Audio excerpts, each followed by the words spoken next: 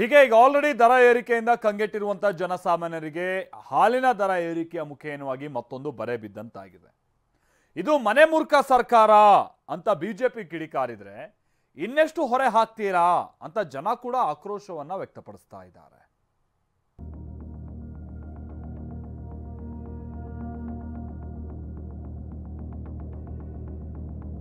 Bus, metro, ವಿದ್ಯುತ್ ಬಳಿಕ ಗ್ರಾಹಕರಿಗೆ ಮಿಲ್ಕ್ ಶಾಕ್.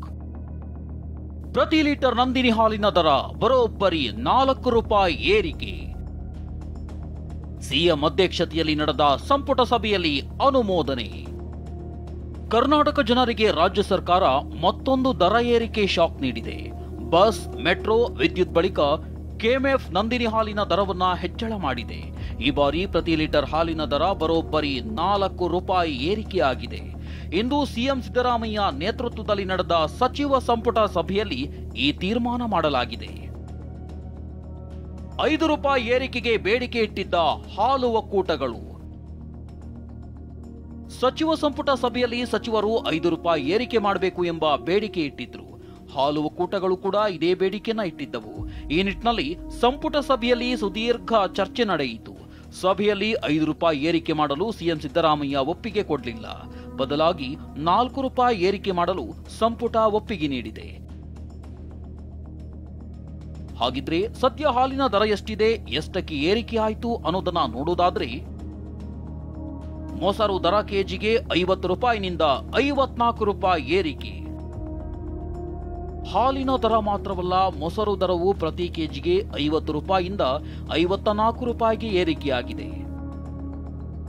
ಮಿಲ್ಕ್ ರೇಟ್ ಹೆಚ್ಚಿಸಿದ್ದಕ್ಕೆ ವಿಪಕ್ಷ ಕಿಡಿ, ಗ್ರಾಹಕರು ಕೆಂಡ.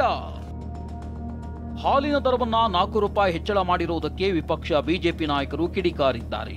1 ವರ್ಷದಲ್ಲಿ 6 ರೂಪಾಯಿ ಹಾಲಿನ ದರ ಹೆಚ್ಚಿಸಿರುವ ಈ ಸರ್ಕಾರ ಮನೆ ಮುರುಕ ಸರ್ಕಾರ ಅಂತ ರವಿಕುಮಾರ್ ಕಿಡಿಕಾರಿದ್ದಾರೆ.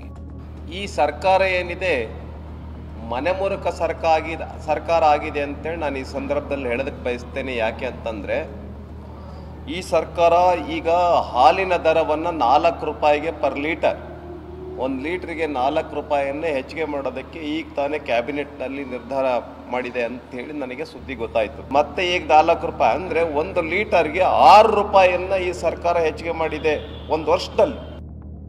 ಇನ್ನು ಗ್ರಾಹಕರು ಹಾಲಿನ ದರ ಹೆಚ್ಚಳ ವಿರುದ್ಧ ಆಕ್ರೋಶ ಹೊರಹಾಕಿದ್ದಾರೆ. ಎಲ್ಲರಿಗೂ ಹಾಲು ಇಂಪಾರ್ಟೆಂಟ್ ಇರ್ತದೆ, ಸಣ್ಣ ಮಕ್ಕಳಿಂದ ಹಿಡಿದು.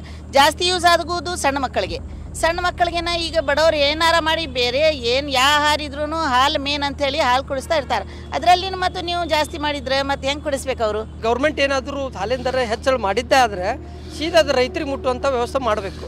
ಇವರು ತಾವು ಇಟ್ಕೊಳ್ಳೋದಾದ್ರೆ ಇದು ಫ್ರೀ ಕೊಡೋದು ಕ್ಯಾನ್ಸಲ್ ಮಾಡಿ ಎಲ್ಲ ಗ್ಯಾರಂಟಿಗಳನ್ನು ನಿಲ್ಲಿಸಿ ಯಥಾಸ್ಥಿತಿಗೆ ತರೋದು ಸಿದ್ದರಾಮಯ್ಯ ಉತ್ತಮ ಅಂತ ನಾವು ಹೇಳಕ್ಕೆ ಬಯಸ್ತೇವೆ.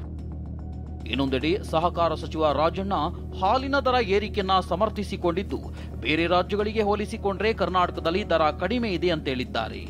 ಏಪ್ರಿಲ್ 1ರಿಂದಲೇ ನಂದಿನಿ ಹಾಲಿನ ಪರಿಷ್ಕೃತ ದರ ಏರಿಕೆ ಜಾರಿಯಾಗಲಿದ್ದು, ಗ್ರಾಹಕರಿಗೆ ಗಾಯದ ಮೇಲೆ ಬರೆ ಬಿದ್ದಂತಾಗಿದೆ. Bureau report, TV9.